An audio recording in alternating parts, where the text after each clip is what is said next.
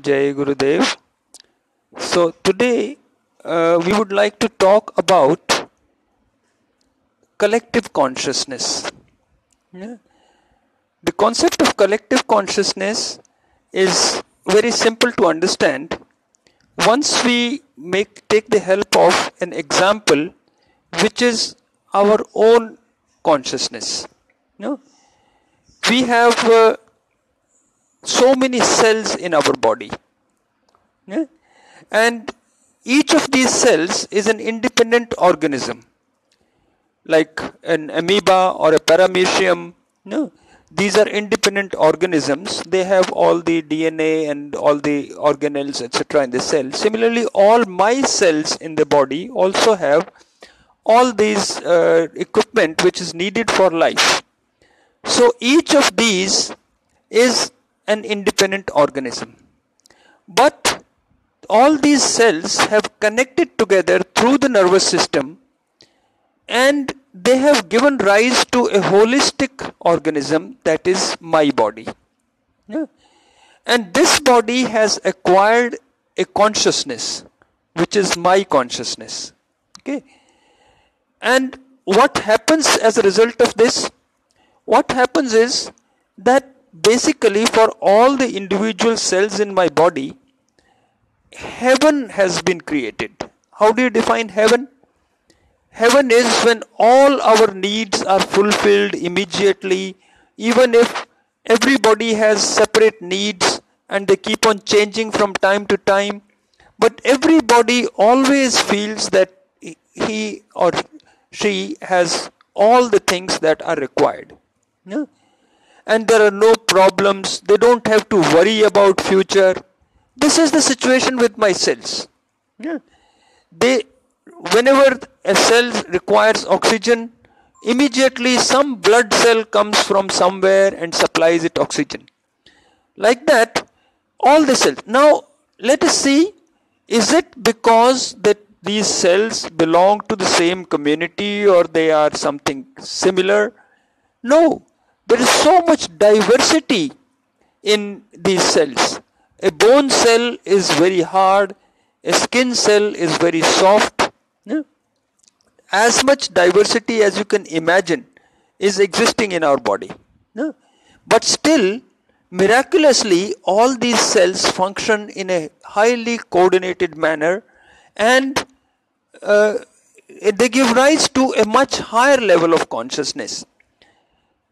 Similarly, all the individuals in the society can be considered as cells of the society or a nation. No? And all these cells, if they could be connected with each other in just as intense a manner as my cells are connected in my body, then we can imagine that a bigger organism, a national organism or a world organism, no, can arise. In Sanskrit there is a word for that which is called Virat Purush. In Bhagavad Gita 11th chapter there is a clear description of that Virat Purush, the global personality. And all the individuals are parts of that global personality. Now this is the only way in which all the problems of the society can be solved. If we try to think in terms of logistics, how different people require different things, and suppose we want to make a huge computer program which decides this person needs this thing and it is supplied to him through all that communication and transportation means. But as the complexity of the system becomes more and more, it becomes almost an impossible task. And moreover, even expressing the needs, a person himself may not know what he really needs at that particular time, or at least he will not know what he needs tomorrow or sometime later. But in our body, a cell needs a particular chemical substance after 1 hour. But already somewhere that chemical substance is being created by another organ of the body, predicting that this chemical will be required after 1 hour, and that is supplied to that cell. So that shows that it is possible to create a utopia. It is possible to create an ideal situation in a society if we could just follow the example of this human body. And what do we have to do in order to do that? We just go through the mechanism how this coordination takes place in the human body, and why this miraculous coordination is so effortless. How is it effortless? Even I, as a person, may not know that I have a spleen or a pancreas or a liver or anything. I may not even know the existence of these different organs in my body, and uneducated person doesn't even know, but still those things keep functioning. And what do I have to do for that? I don't have to pay my attention to any of those things. All that I need to do is that I exist, that I am alive. As long as I am alive, all the cells of my body are living in heaven. I am the heaven for all my cells. But this heaven should exist. This heaven should be alive. Similarly, we can imagine on a larger scale, a heaven could be constructed on this earth, and all individual human beings could be living in heaven. And that heaven would be a big personality, a Virat Purush, is a super personality of which all the individual human beings will be parts.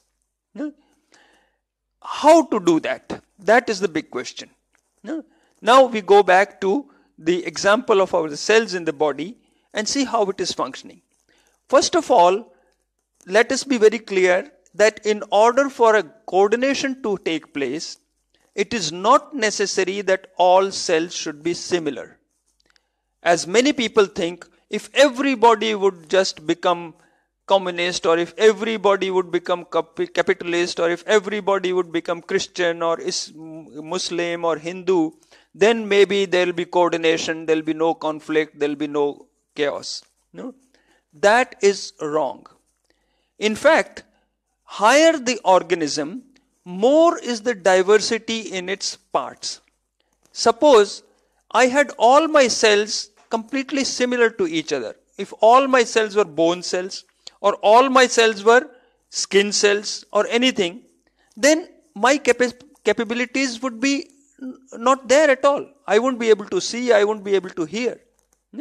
Each cell has its own specific purpose. The cells in the retina are completely different from the cells in the ear. And that's how I acquire the capability to see and hear and do all those things. Even in an organization, a business organization or a government, you have to have differentiation. If everybody were doing the same thing, if everybody becomes a doctor, everybody becomes an engineer, nothing will function. So, as the society or the organism becomes more and more complex, more and more advanced, then the differentiation increases. Each cell, each part of that whole becomes specialized in its function. And that specialization increases the capability of the whole. But if all of them become different, then how is it that this coordination takes place? First of all, let's even think that even at the level of thinking, they may not be same. Suppose we imagine that our bone cells and skin cells could talk. And if two bone cells were talking to each other, they'll be just saying, oh, hardness is such a good quality. Oh, it's so good that we are so hard. And they may even despise some other cells. They may say, oh, there are some skin cells in the body also. They are very soft, and poor cells, they just can't withstand any pressure at all. They're so soft. And it's not necessary that they should like the skin cells. It's not necessary that they should agree with skin cells. Similarly, the skin cells talking to each other would say, oh, softness is such a good quality, And some poor bone cells, they just don't have any softness. They can't bend at all. But we can't help them. Like that, So Similarly, in human society also, it is not necessary that we agree with each other even at mental level. It is not necessary that we should be similar. It is not necessary that we are able to talk to each other, we are able to appreciate each other. But how can the coordination take place then? Again, coming back to this example of our own body, why does the coordination take place? The coordination takes place because the cells, they don't talk to each other in order to decide what to do. When a blood cell starts from its origin, goes to a muscle cells, for example, to supply oxygen, it is not asking the muscle cell how much oxygen it needs and when it needs it, etc. And therefore, it's not doing any altruism. It's not going to serve the muscle cell. What it does is, the action of the cell is performed at the surface of the cell, on the skin of the cell. And in order to decide what that surface should do, the surface sends a message through RNA, ribonucleic acid, RNA, a messenger RNA to the center of the cell, to the nucleus of the cell. And in the nucleus, there is a DNA. And the DNA decides what action has to be taken, and then that DNA sends another messenger RNA to the surface, and then the surface acts accordingly.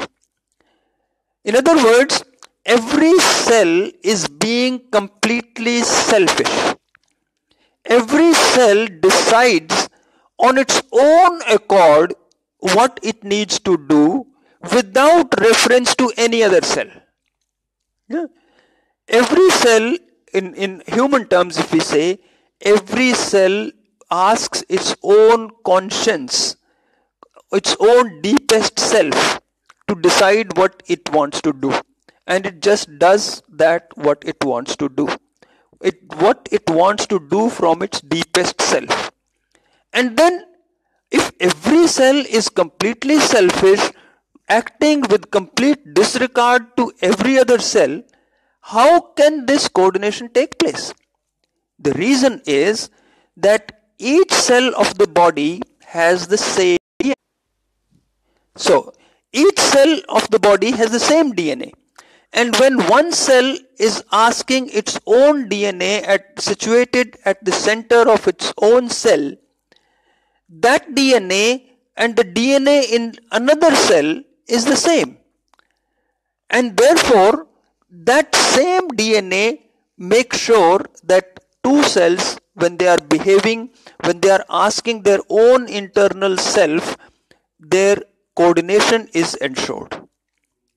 Similarly, in human beings, we have different ideologies, we have different religions, we have different structures of the body, different colors, different heights, different shapes, everything is different.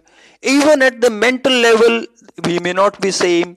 No, some people may like some philosophy, some other people may like some other philosophy, some are communists, some are capitalists, some are Muslims, some are Hindus, some are Christians, But if we could make sure that everybody starts functioning from their own deepest center.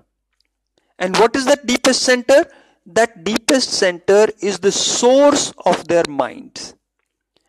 When I have a mind, when I think, it's like a pond of water. On the surface of the pond, there are lots of waves. There are lots of activity happening.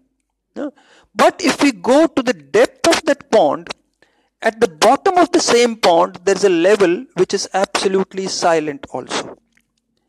And in our mind also similarly, there are all these levels. We are experiencing thoughts and activity at the surface, but most of us don't have access to that silent, deep level within ourselves. So we don't experience it. We don't know that it exists. But it is there all the same. We need a technique, and Vedic meditation technique is the technique which allows us to transcend, to go beyond the superficial level of active thinking, very systematically, very sequentially, transcend one level after another, one level after another, and ultimately reach the source of thought. And this source of thought is common to everyone. Just like suppose there is a pond of water and there are different waves on the surface of the pond. In one corner of the pond there is a wave with one shape and size, another corner of the pond there is another wave with different shape and size. Now these shapes and sizes of waves may be different, they may be completely unconnected with each other. But when this wave settles down, then what happens? It just becomes the flat surface of the pond. And when the other wave settles down, that also becomes the flat surface of the pond. And that flat surface of the pond is common. Both the waves are essentially made up of the same water. So when all these waves go to their own source, what they are doing actually is they are going to the common source of all the waves. Similarly, when I go deep into my own mind, slowly transcending level after level and reaching the source of thought, then I am not reaching the source of my thoughts. It is the common source of thoughts for everyone. Now, this is what ensures coordination between different individuals. Just like there was a common DNA at the center of each cell, and every cell was just asking its own innermost self, the DNA existing in its own innermost nucleus, and then acting accordingly. Similarly, if all human beings could act from their own deepest self, then that coordination will be automatic, because the deepest self of everyone is the same. No? In Sanskrit, there is a word Paramatma. And what does Paramatma mean? Atma means self. And Param means deepest. If I have a deepest friend, I'll say he is my Param Mitra. No? So Paramatma means the deepest level of my own self. As we were just saying that there are various levels in a pond of water, similarly there are various levels in my mind. No? And deepest level of my own mind is Paramatma. But that Paramatma is the deepest level of my own self, but that Paramatma is also the deepest level of everybody else's self. So it's a common Paramatma. No?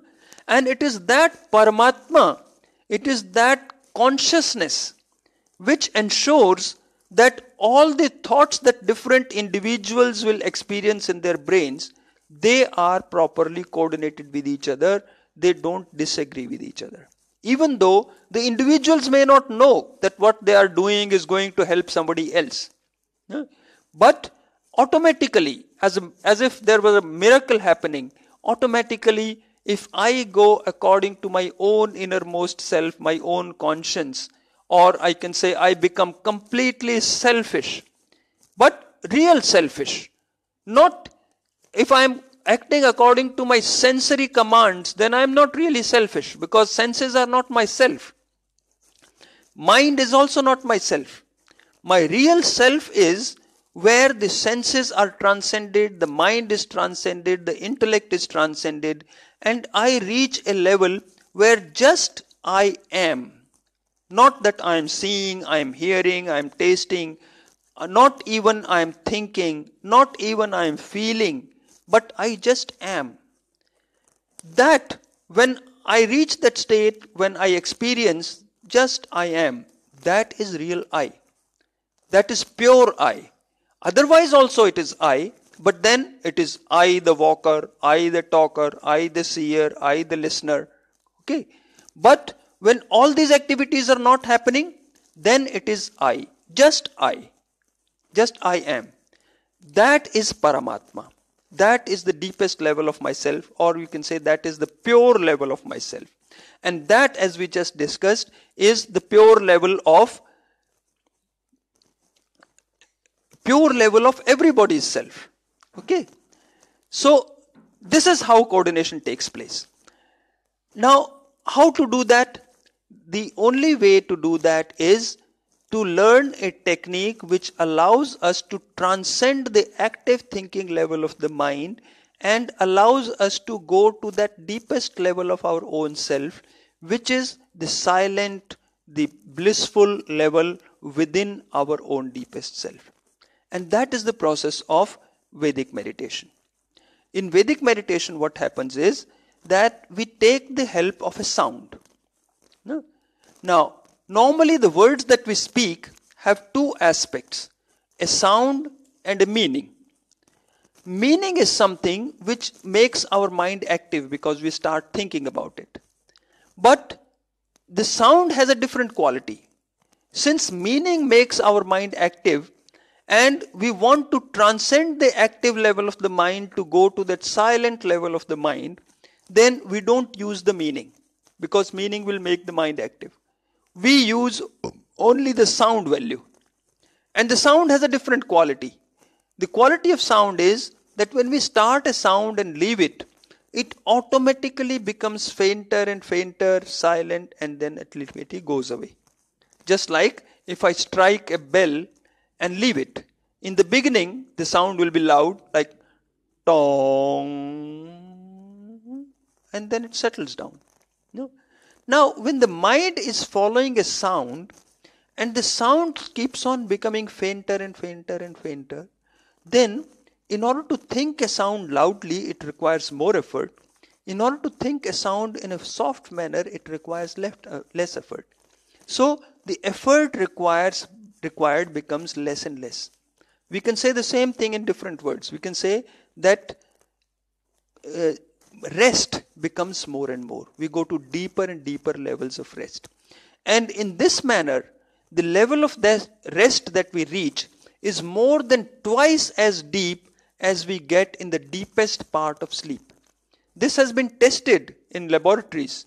The first research that took place about the effects of meditation, and this Vedic meditation was also known by a different name called transcendental meditation, and lots of research have been with this name. So if you look up at scientific research on transcendental meditation on the internet, you'll find that the first research was done as a PhD thesis of Harvard University. And one of the results was that the levels of rest were measured. And how do you measure the levels of rest? The best measure of how much we are resting is how much oxygen we are consuming. When suppose I'm running, then I need a lot of energy. And in order to supply that energy, lot of burning inside my cells, lot of glucose or food substances will have to be burnt and lot of oxygen will be required. So more oxygen needs to be supplied, therefore our breathing becomes faster. And when we sit down, then our breathing becomes less. So a more rested state requires less oxygen. This is the objective measure of rest. Now, what is the maximum amount of rest that we can do? Suppose we now normally we think I'm just sitting comfortably, I'm resting. But no, if I lie down, not move any hands or feet, completely motionless. Now that would be the maximum level of rest that we can do. But in that state also we are still breathing. And we are breathing means oxygen is being required. And where is that oxygen being required? That oxygen is required in the activity of the brain.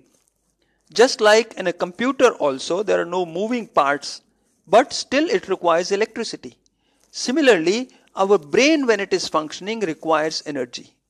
A large amount of that energy is being required by the brain.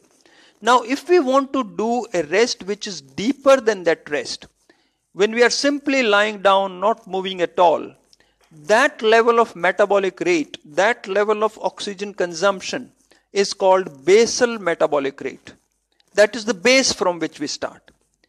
Now, if we want to go to a level of rest which is deeper than that basal metabolic rate, then we have to do internal rest also. Rest of the mind also, not just rest of the body. Now, to some extent, this automatically happens when we fall asleep. Suppose the basal metabolic rate, that means the amount of oxygen being consumed when we are simply lying down, is 100 units per minute. When we fall asleep, then this level starts to reduce. It goes from 99, 98 like that. And after about 6 hours of sleeping, when the sleep is at its deepest level, then it comes to 92. That means there is a reduction from 100 to 92, which means there's an 8% reduction. Now, already at the level of starting, when 100% we were considering, that was already full physical rest. Now this 8% means that this 8% is internal rest. This 8% is mental rest. But after about 6 hours, we start to wake up, and this is the maximum rest that a person normally has ever had in his life. I have said ever had. I didn't say ever experienced. Because even this 8% rest that we get in the deepest part of sleep, we are not experiencing it because we are asleep at that time. No, the awareness is no longer there. So, even though we don't experience it, but we have that 8% rest. Now, when we compare this with Vedic meditation technique, this Vedic meditation technique is practiced for 20 minutes morning and 20 minutes evening. And on the very first day when a person is learning the technique, if somebody were to put an oxygen mask on his face and measure how much oxygen is being consumed, you will find that within this 20 minutes period, the average reduction in oxygen consumption is 18%. That means we get a level of rest which is more than twice as deep as the deepest part of sleep, which we get after 6 hours of sleeping. And this 18% is an average over 20 minutes. And sometimes it is less, and sometimes it is deeper than that also. A few seconds in between, it dips to a much deeper level also. Now, it is that depth of rest that is more important, not the duration. Because we have enough duration for sleep. We are sleeping for 6-8 hours. Okay? But it is the depth that is more important. Why is it important? First of all, we have to consider how is this meditation helpful to us? Why does it function? And these benefits are in all areas of life. There are more than 700 scientific research papers which have been published in the most reputed scientific journals. The experiments have been conducted in the reputed universities and laboratories. Look, I just mentioned one of them. The first one was a PhD thesis of Harvard University, and this paper was published in the American Journal of Physiology, which is a peer-reviewed journal, totally accepted by present-day modern science. Okay, so all these 700 scientific research papers show that all areas of life get benefited. It is like when we start watering the root of a plant, every aspect of the plant starts to flourish. Its flowers become better, its fruits become better, the leaves become better. Even though the way in which they progress may be opposite to each other. A leaf which had become less green because of lack of water starts to become more green. A flower which had become less red because of lack of water starts to become more red. Red and green seem to be opposite qualities, but both these opposite qualities grow in their own self by just supplying colorless water at the root. So this consciousness, which is colorless in the sense it is not colored by any of our thoughts or feelings or sensations. It is the source of all those thoughts, feelings and sensations, but in itself has no quality, it has no color. And if that consciousness is supplied to our thoughts, then all thoughts become more powerful.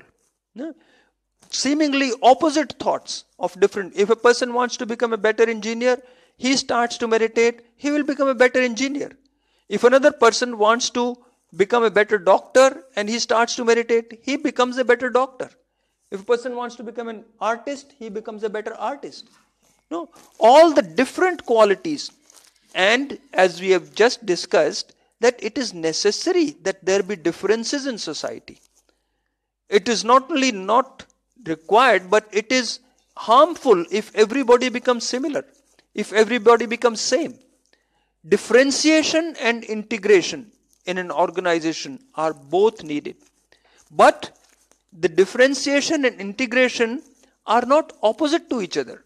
Very often people think that they are opposite things. They actually support each other. They are not opposite because they are at different levels.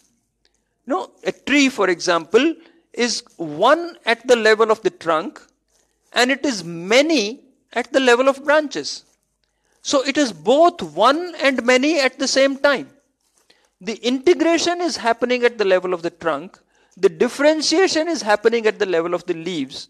So this differentiation is not opposed to integration. In fact, this differentiation is supported by integration. And more an organism develops, more an organization develops, then the differentiation also increases and integration also increases. And that is what makes an organism more developed.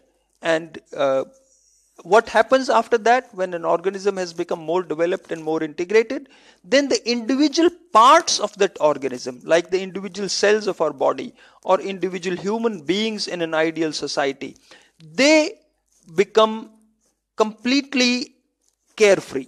They start living in heaven. All their requirements are fulfilled automatically.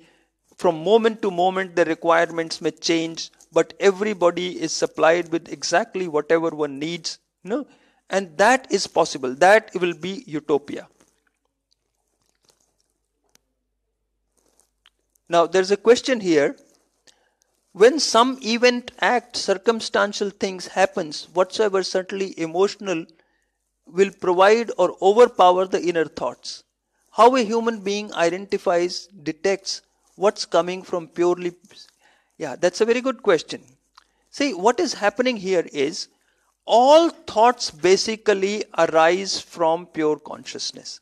Like, suppose we have a pond of water, and a bubble starts from the bottom of the pond. As the bubble starts to rise up, it slowly becomes bigger and bigger.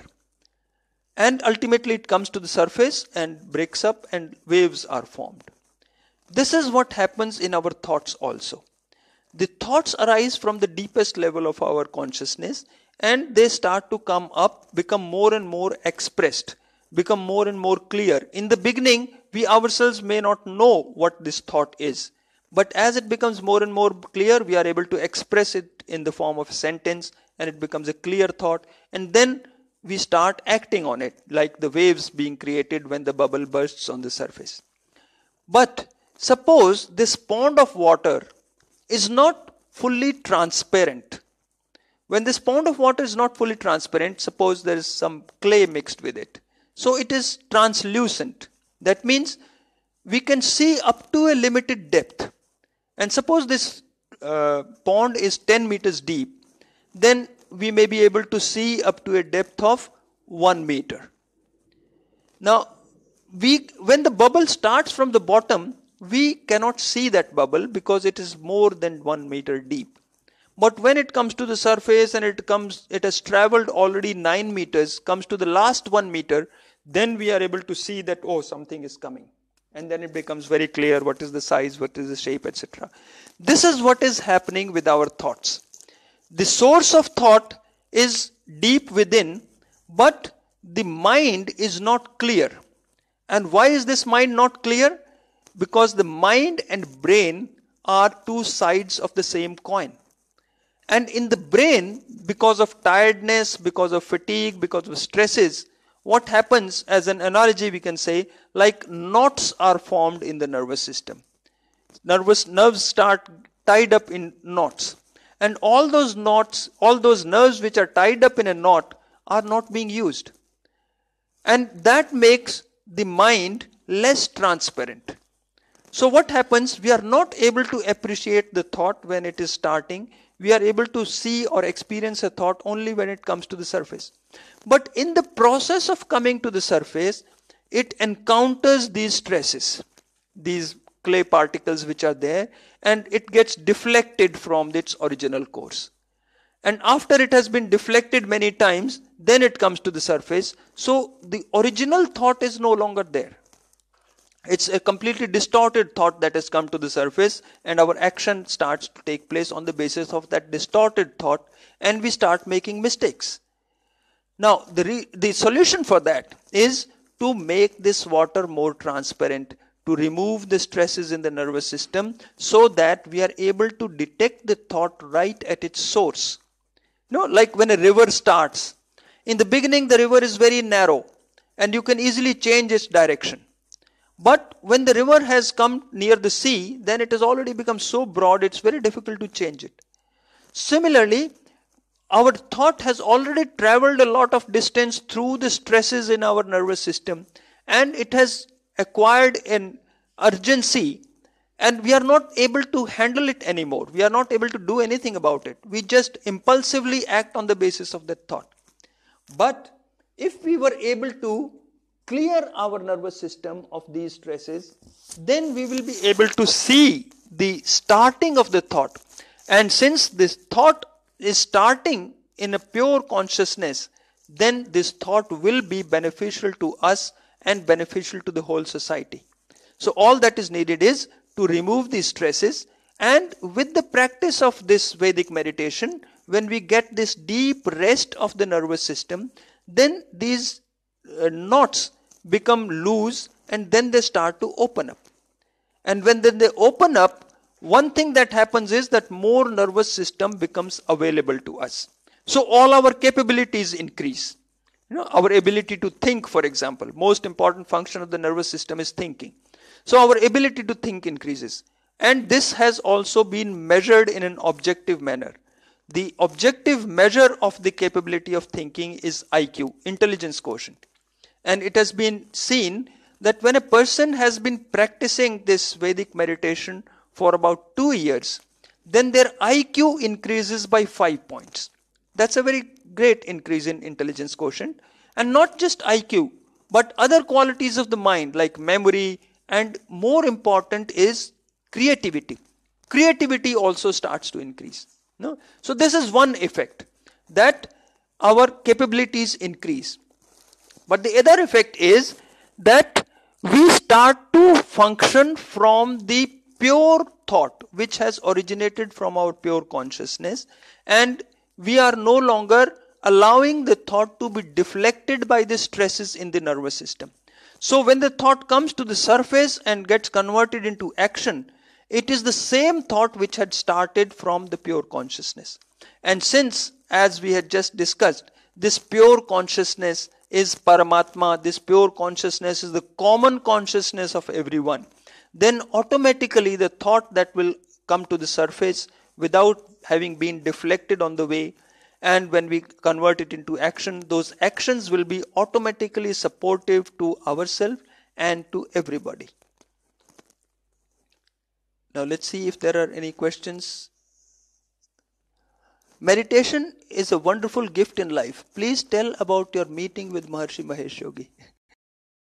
Well, it's the principle that is more important. The individual considerations are not so important, but anyway, still you have asked. I have been very fortunate to be in a very personal, direct touch with Maharshi for more than 25 years. And I think it's enough to say that I have practiced what he has taught. It is the knowledge that is more important. I am not here to eulogize some personality. No, it's not necessary that a person who learns a technique from a doctor, that the doctor should be like a doctor himself may be sick, but if he gives the right medicine, then the person who takes that medicine will become okay. Now, of course, Maharshi Ji was an ideal person. He was fully enlightened. But, for example, now I am giving this knowledge. This is not my knowledge. This is the knowledge that I have received from Maharshi Ji. And therefore, it is not necessary that I may be perfect. But if anybody who practices this technique on the basis of knowledge which comes from Maharshi, and even going one step further, it is not only Maharshi. Maharshi got this knowledge from his master, Swami Brahmanand Saraswati. and he from his master, etc. There's a whole tradition of Vedic masters coming right from the beginning of creation.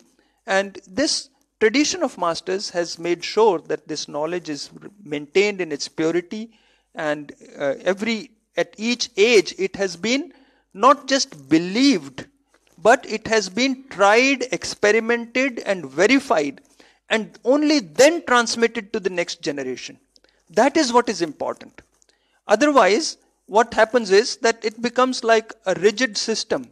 Somebody thousands of years ago said something, and people have been just repeating it, and over time the experiences have remained behind, and just the words have remained, and these words start changing their meaning. So different sects, different religions get formed. No? But the source of all religions, source of all sects is that same technique, kingdom of heaven is within you, no? Or Paramatma, going to Paramatma, or going to Khuda. In Urdu there's a very beautiful word, Khuda. No, Khud means self, and when our surface self, which is a limited self, that is small, therefore it is called Khudi.